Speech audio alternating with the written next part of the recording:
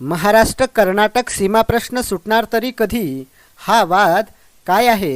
महाराष्ट्र व कर्नाटक सरकारची या वादाबद्दल भूमिका काय आहे? सीमा प्रश्न हा राजकीय मुद्दा झाला आहे का? या प्रश्नावर केंद्र सरकारचे धोरण काय आहे? हा प्रश्न सर्वोच्च न्यायालयात सुटेल का? जाणून घेणार आहोत आजच्या या व्हिडिओद्वारे। त्या अगोदर चॅनलला लाईक केलं नसेल तर लाईक करा आणि सबस्क्राईब करायला मात्र विसरू नका। महाराष्ट्र कर्नाटक सीमा प्रश्नाचा तिढा गेले अनेक वर्ष कायम असून सर्वोच्च न्यायालयात गेली 17 वर्ष महाराष्ट्राची याचिका प्रलंबित आहे।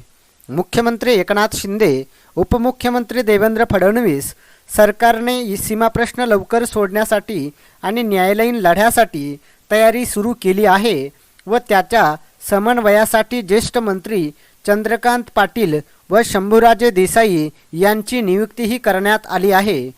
मुख्यमंत्री एकनाथ शिंदे, उपमुख्यमंत्री देवेंद्र फडणवीस हे पंतप्रधान नरेंद्र मोदी यांची भेट घेणार आहेत। या पार्श्वभूमीवर प्रदीर्घ काळ रेंगाळलेला या प्रश्नाचा आढावा घेण्यात येणार आहे। महाराष्ट्र कर्नाटक सीमा प्रश्न वाद नेमकं काय आहे? तर राज्य पुनर्रचना कायदा 1956 नुसार पूर्व मुंबई राज्यात भाग असलेले बेळगाव हे तत्कालीन म्हैसूर म्हणजेच कर्नाटक राज्यात समाविष्ट करण्यात आले। भाषावर प्रांतरचनेत बेळगावसह अन्य भागांमध्ये मराठी भाषकांचे प्रमाण अधिक असतानाही त्यांचा समावेश कर्नाटक राज्यात करण्यात आला। महाराष्ट्र सरकारने कडाडून विरोध केल्यावर केंद्र सरकारने भारताचे माजी सरन्यायाधीश मेहरचंद महाजन यांच्या अध्यक्षतेखाली समिती नियुक्त केली। त्यात महाराष्ट्र व कर्नाटक सरकारची प्रत्येकी 2 सदस्यांचा समावेश होता। महाजन आयोगाने ऑगस्ट 1947 मध्ये अहवाल सादर केला। हलियाल कारवारस 264 गावे महाराष्ट्रात तर बेळगावसह 247 गावे कर्नाटकमध्ये समावेश करावीत असा अहवाल दिला होता। राज्य सरकारने बेळगाव शहरासह 856 गावाचा समावेश महाराष्ट्रात करण्यासाठी गेले अनेक वर्ष लढाई सुरू ठेवली आहे। सीमा भागात मराठी भाषकांनी कर्नाटक सरकारकडे करण्यात आलेल्या अत्याचार प्रदीर्घ काळ सहन करत महाराष्ट्र एकीकरण समितीच्या माध्यमातून आंदोलन सुरू केले आहे। महाराष्ट्र सरकारने डिसेंबर 2005 मध्ये सर्वोच्च न्यायालयात दावा दाखल करून बेळगावसह अन्य गावांचा समावेश महाराष्ट्रात करण्यासाठी कायदेशीर लढाई सुरू केली आहे। याबद्दल महाराष्ट्र व कर्नाटक सरकारची भूमिका काय आहे? बेळगावसह अन्य गावाची मागणी करताना महाराष्ट्राने खेडे या पट्ट्यात महाराष्ट्र भाषिकांचे प्रमाण अधिक असल्यास पुरावे सादर केले आहेत। खेडे हा प्रमाण निकष मानून भौगोलिक सलगता, महाराष्ट्र भाषिकांची संख्या आणि नागरिकांची इच्छा हे पाहून बेळगाव शहरासह अन्य गावांचा समावेश महाराष्ट्रात करण्याची मागणी केली आहे। या पट्ट्यातील जुने महसुली दास्तावेज महाराष्ट्रात होते याबाबत पुरावेही सादर करण्यात आले आहेत।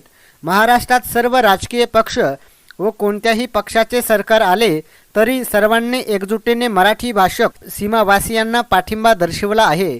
महाजन आयोगाने आणि भाषावर प्रांतरचनेनुसार बेळगावचा समावेश कर्नाटकमध्ये करण्यात आल्याने आता त्यात बदल करणं योग्य होणार नाही।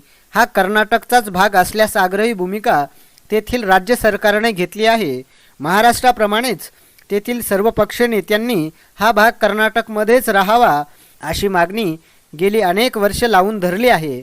महाराष्ट्र सरकारचा सर्वोच्च न्यायालयातील दावा वैधच नाही असा कर्नाटक सरकारचा कायदेशीर युक्तिवादही आहे। सीमा प्रश्न हा राजकीय मुद्दा झाला आहे का? तर कर्नाटक सीमा प्रश्न हा दोन्ही राज्यांमध्ये राजकीय व प्रादेशिक अस्मितेचा मुद्दा झाला असून दोन्हीकडे सर्वच राजकीय पक्षांनी एकजूट दाखवून आग्रही भूमिका घेतली आहे। कर्नाटक सरकारने पोलिसांच्या माध्यमातून आंदोलने चिरडण्याचा प्रयत्न केले। आंदोलकांवर अनेक अत्याचार झाले। कर्नाटक सरकारने बेळगावला उपराजधानीचा दर्जा देऊन येथे विधिमंडळ सभागृह उभारून अधिवेशन घेण्यासह सुरुवात केली आहे। सर्वोच्च न्यायालयातील दावा अनेक वर्ष प्रलंबित असून चर्चेद्वारे तोडगा काढण्याची सूचना न्यायालयाने केली होती, पण गेल्या अनेक वर्षात बराच चर्चा होऊनही त्या निष्फळ ठरल्या। सीमा भागात सर्वमत घेण्याची मागणीही झाली होती, तर कर्नाटक सरकार सीमावासियांवर अत्याचार करत असल्याने हा भाग केंद्रशासित करावा अशी मागणी महाराष्ट्रातील राजकीय नेत्यांनी अनेकदा केली आहे. ज्येष्ठ नेते अनेक नेते सीमाप्रश्नी असलेल्या अनेक आंदोलनामध्ये सहभागी झाले होते. या प्रश्नावर केंद्र सरकारचं धोरण काय आहे? सीमाप्रश्नी दोन्ही राज्य सरकारे आग्रही व आक्रमक असून केंद्र सरकारच्या पातळीवरही गेल्या अनेक वर्षात पाठपुरावा करण्यात आला आहे.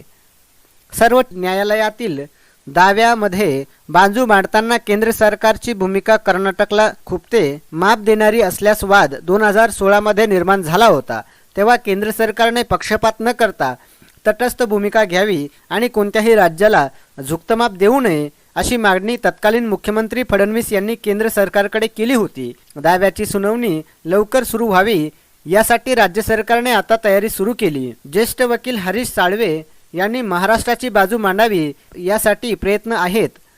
महाराष्ट्राने काही ज्येष्ठ वकिलाची फौज उभी केली आहे, तर कर्नाटक सरकारने ज्येष्ठ वकील मुकुल रोहटगी यांच्यासह अनेक वकील उभे केले आहेत. हा प्रश्न सर्वोच्च न्यायालयात सुटेल का?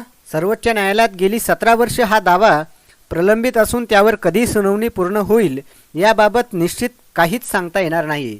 सीमावादाला 6 दशकापासून अधिक काळ लोटला आहे. हा प्रश्न निकाली काढण्यास जितका विलंब होईल तितकीच अडचण येणार आहे. सर्वोच्च न्यायालयाने निकाल दिल्यावर त्या अंमलबजावणी होईल का हा प्रश्न असून त्यावर पुन्हा फेरविचार अर्ज आणि अधिक मोठ्या पीठापुढे अर्ज किंवा याचिका केल्या जाऊ शकतील. त्यामुळे किती काळात याबाबत निर्णय घेता येईल याबाबत निश्चित अंदाज बांधणे कठीण आहे. केंद्र सरकारने पुढाकार घेऊन दोन्ही राज्य सरकारशी चर्चेच्या माध्यमातून हा प्रश्न सोडवण्याचा प्रयत्न केला तर काही होऊ शकतं. पण आतापर्यंत राजकीय माध्यमात तोडगा निघू शकलेला नाही. त्यामुळे शेवटी न्यायालयीन लढ्यातूनच हा प्रश्न सोडण्याचा महाराष्ट्राचा प्रयत्न आहे. आपणाला आमची माहिती आवडल्यास चॅनलला लाईक करा आणि सबस्क्राईब करायला मात्र विसरू नका. धन्यवाद.